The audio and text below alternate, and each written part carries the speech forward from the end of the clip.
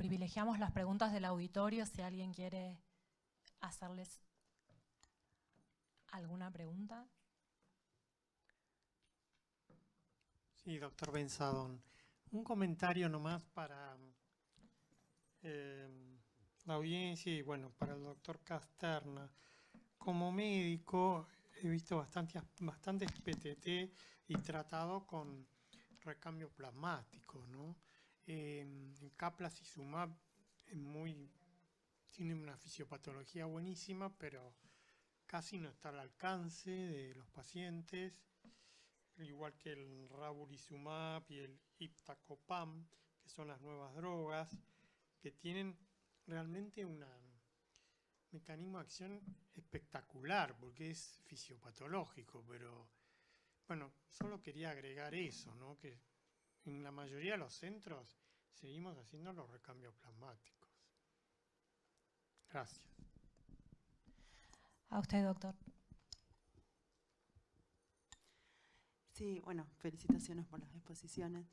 A Paula quería hacerle una pregunta por la dosis de corticoide en las PTI inmunes primarias o secundarias a lupus.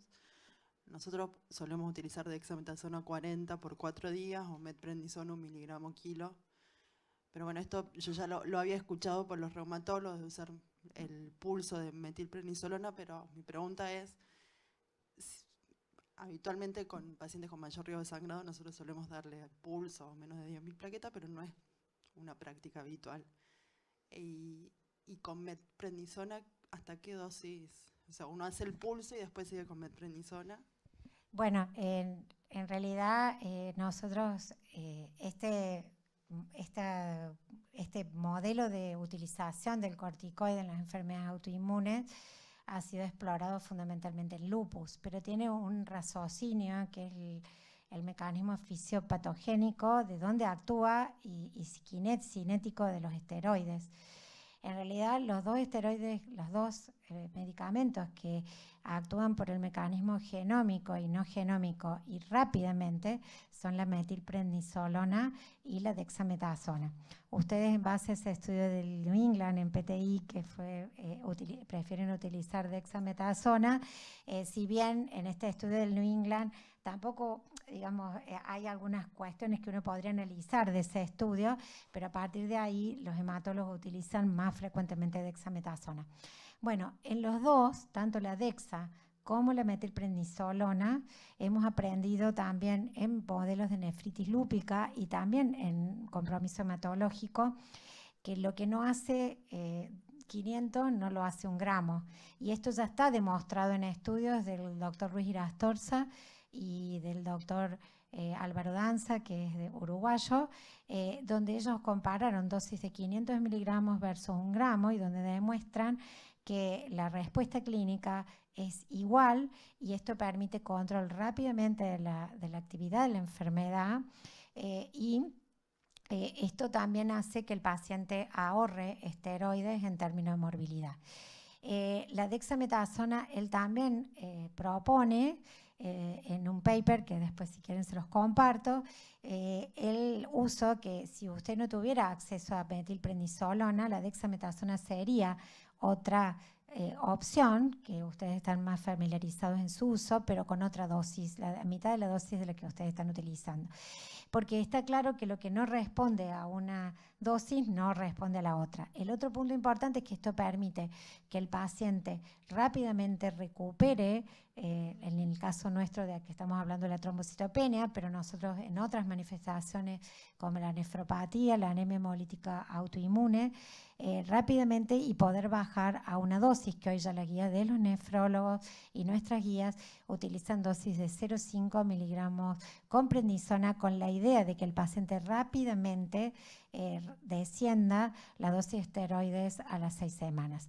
El otro punto importante es que él también tiene otra propuesta con respecto a los esteroides, que es el repulso del paciente, ¿no? Entonces, no es que vamos a pulsarlo todas las semanas, pero en 20 días el paciente puede tener un repulso o mini pulsos de 125 miligramos de metilprednisolona con buena respuesta. Y el otro punto importante es que en todos los estudios de lúpulo eritematoso sistémico y en SAF también, porque hoy hay un índice que se llama DIAPS, que mide el daño orgánico en el SAF, ustedes saben que muchos de estos pacientes que tienen trombocitopenia requieren dosis de esteroides muy altas y se ha visto que eso incrementa el daño orgánico en el lupus y en el SAF, y el daño orgánico está estrechamente relacionado con la dosis de esteroides porque aumenta el nivel de osteoporosis, glucemia, hipertensión y además también de daño cognitivo y necrosis ósea vascular.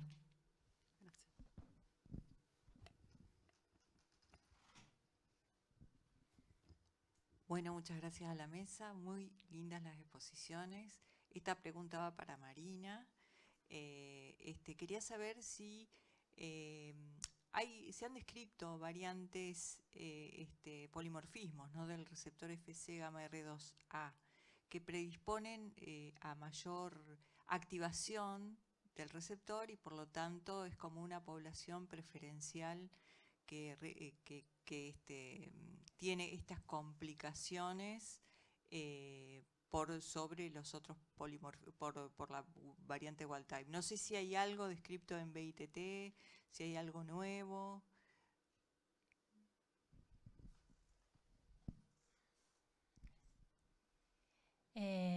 Sí, leí algo de eso, de que era como que había como más afinidad. En VIT la verdad que no leí si había algo más. Lo que sí vi lo que se relató desde que se empezó a detectar este nuevo antidesorden, anti-PF4. Pero la verdad que no leí mucho de eso. Perdón, pero no llegué a leer todo lo que había. No, puede ser que no. No, puede ser como es una nueva entidad. Leí para HIT, pero ajá, no leí para VIT. Puede ser que haya, pero no llegué a leer todo lo que había.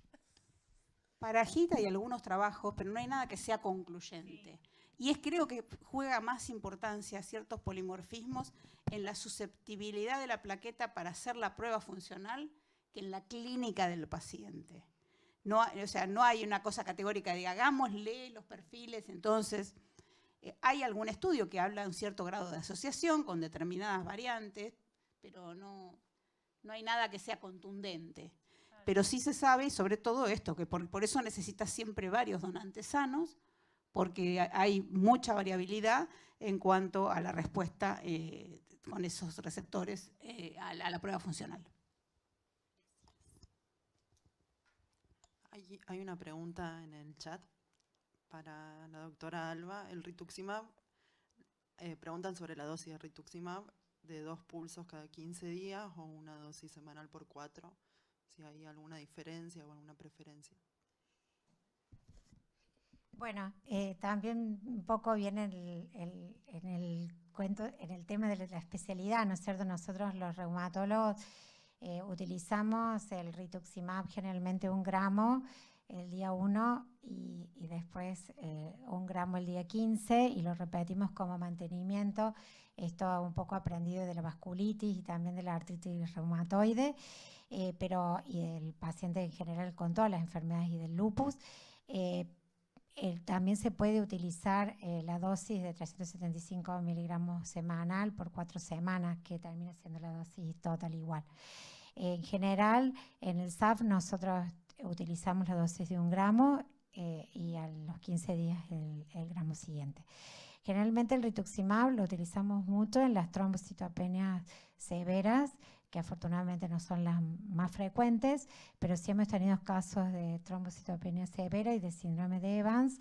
Y también hay un trabajo que es un trabajo donde evaluó el rituximab, evaluó en SAF el uso de rituximab en manifestaciones que se llamaban no criterios, justamente en trombocitopenia, en nefropatía por SAF y en enfermedad valvular, y justamente en trombocitopenia es el tratamiento, digamos, de elección cuando la trombocitopenia es severa.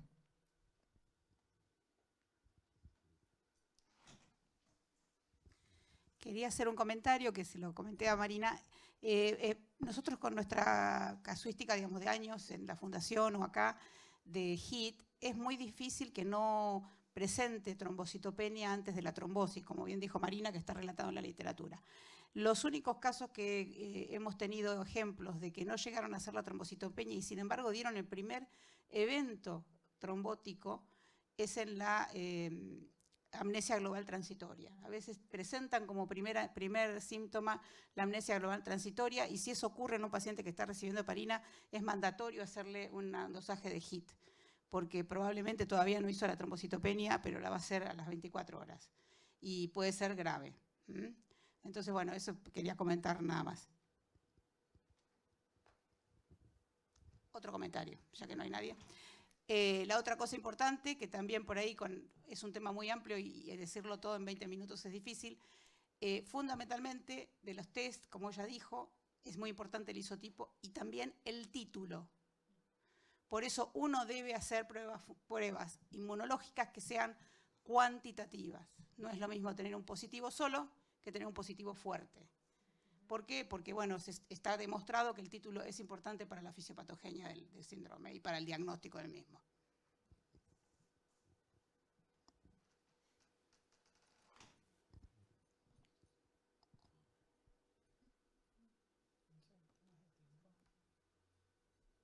¿Alguna pregunta más?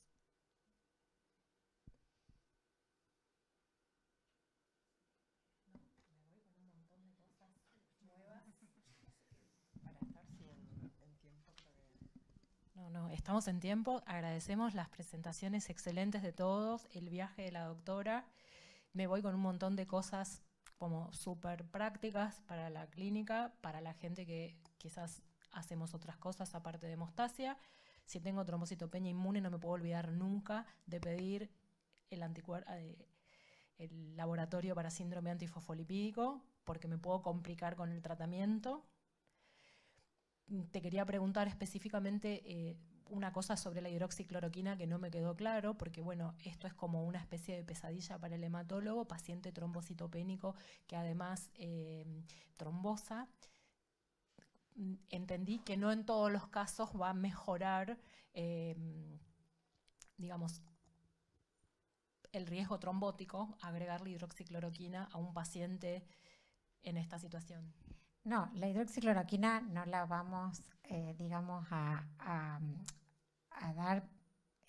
La hidroxicloroquina, lo que Meroni propone, o por lo menos hace en este modelo experimental, que esto es lo interesante, es que hay un fenotipo de activación que depende de tissue factor y de beta-glicoproteína de dominio 1, que ese grupo de pacientes que tengan ese fenotipo probablemente va a necesitar aspirina. La hidroxicloroquina es muy importante porque la hidroxicloroquina ha demostrado disminuir la interacción de los anticuerpos con la pared y en el toll-like receptor.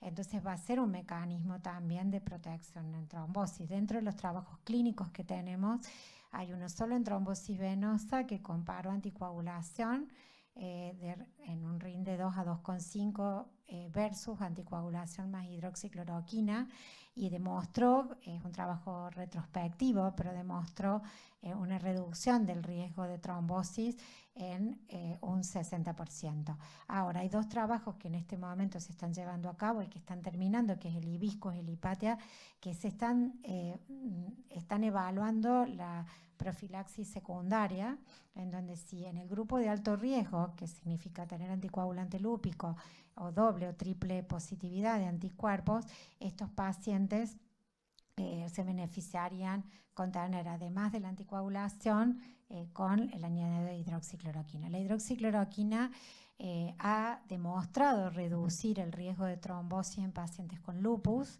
de trombosis arterial y venosa, además de disminuir los brotes en la enfermedad. En el SAF primario ya tenemos un montón de evidencia en mecanismos en modelos animales y humanos y también en modelos obstétricos de la prevención. De hecho, yo creo que todo en la práctica clínica nuestra, si nosotros tenemos un paciente que tiene un feto muerto o ha tenido abortos a repetición y tiene un perfil de alto riesgo, como puede ser triple positividad o anticoagulante lúpico persistente, muchos le damos además del heparina y la aspirina hidroxicloroquina porque ha demostrado esto.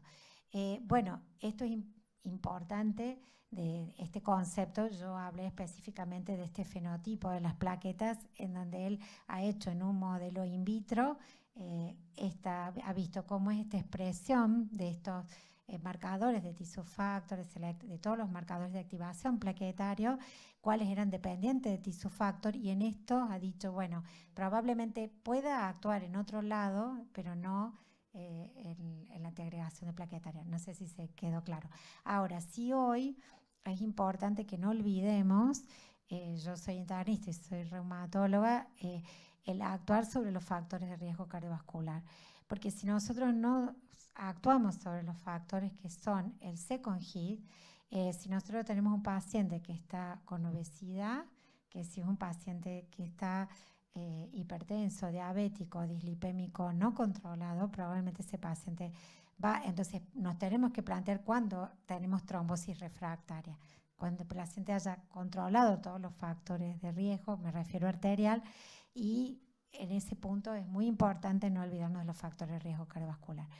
El otro punto que les quería decir, es muy importante el uso de algunos scores que tenemos para predicción de trombosis.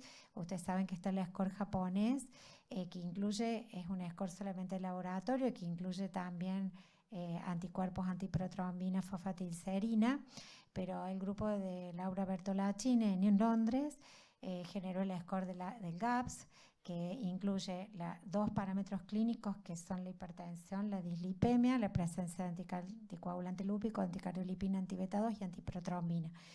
Como no está disponible los anticuerpos antiprotrombina en todos lados, hubo una validación de ese score modificado, que es la GAPS, que es hipertensión con dislipemia más todos los anticuerpos criterios menos los antiprotrombina, fosfatilcerina, y encontró que hay una GAPS elevado, es un factor de riesgo para hacer retrombosis.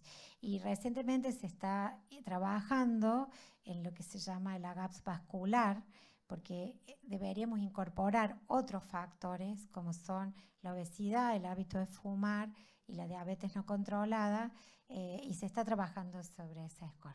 Probablemente también hay todo un planteo si el score tendría que ser, que eso María Tecnopoulos, que es ahora acabamos de publicar el índice de actividad que va a salir publicado en el EULAR de actividad del SAF, ella marca de que en esta trombosis inmunomediada es muy importante saber si, aparte de los parámetros clínicos y del perfil de anticuerpos, tendremos que tener algún biomarcador más específico como factor de riesgo para trombosis.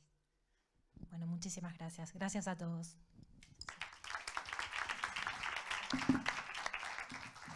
Pueden pasar por el primer